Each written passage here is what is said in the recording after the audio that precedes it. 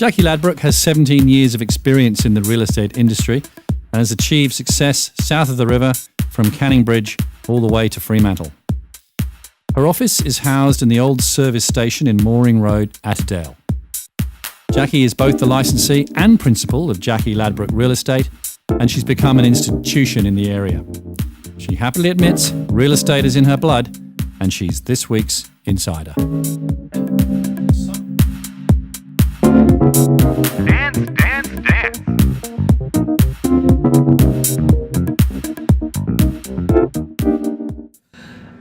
Well, I actually did quite a number of things, from being a cook housekeeper on a stud farm to working for Sotheby's in Ireland, oil companies in Singapore. But what I feel is that all those jobs have actually helped me in what I do now.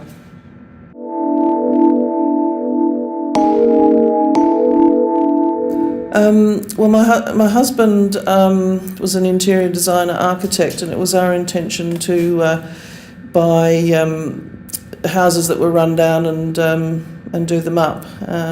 But my first job was actually in real estate when I was had just left school, and I've just always had an interest in it basically from then.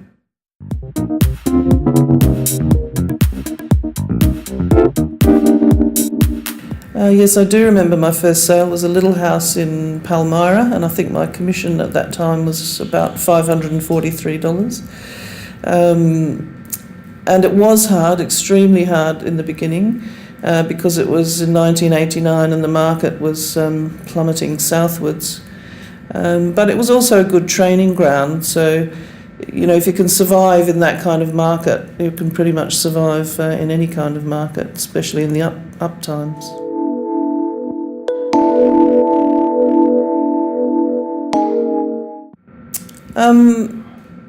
I think the things that surprise me the most are the fact that you see the best and the worst of people.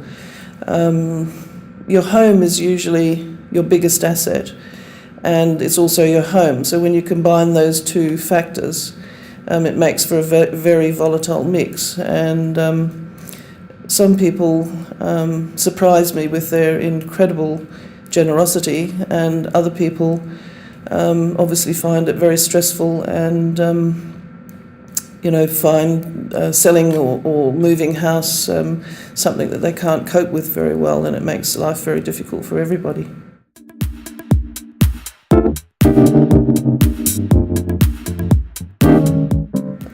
I think the best advice I can give somebody is that it's really not a job, it's more of a lifestyle. So you have to expect to be called out morning, noon, and night, and that people always want to speak about their properties, whether you're at the beach or in a restaurant or anywhere. So it's a job that really involves your whole life, not just a segment of the day.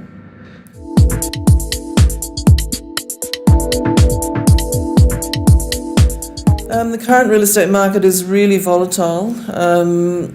Results are all over the place. There are some very good results, some that are not so good. It just really depends on the buyers that are out there at that particular moment in time. It's if you've got a buyer who perfectly matches that property, it will sell, and probably for quite a good price. But if that particular buyer's not there, that house or property will sit for a while. And certainly we have seen downtimes before, but this is quite different because we have international factors at play that have not affected us before.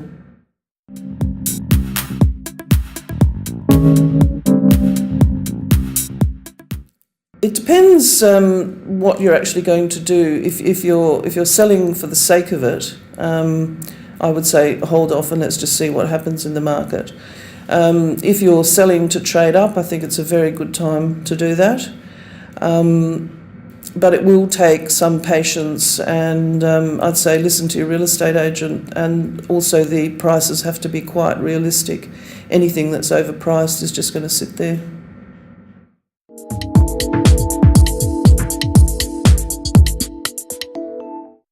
Well, it's a very good time to buy real estate. There are some pretty good bargains out there. Certainly prices have slipped a bit. Interest rates are low and probably going to go even lower, so which means that for the next few years you will know that your repayments are going to be at a certain level and very unlikely to rise. So your position is maintained at the status quo, and that makes it a very good time to buy.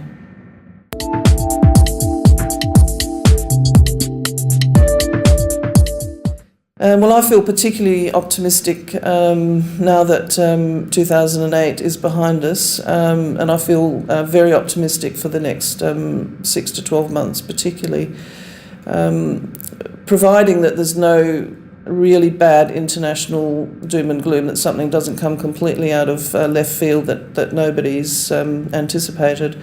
I feel that West Australia was well positioned to be buffered against the international crisis, and it's probably a very good time again to either trade up or thinking about getting into the market. Up next, we talk to Helen, who's been trying to sell her property for months now, and we have a look at the suburb of Woodlands.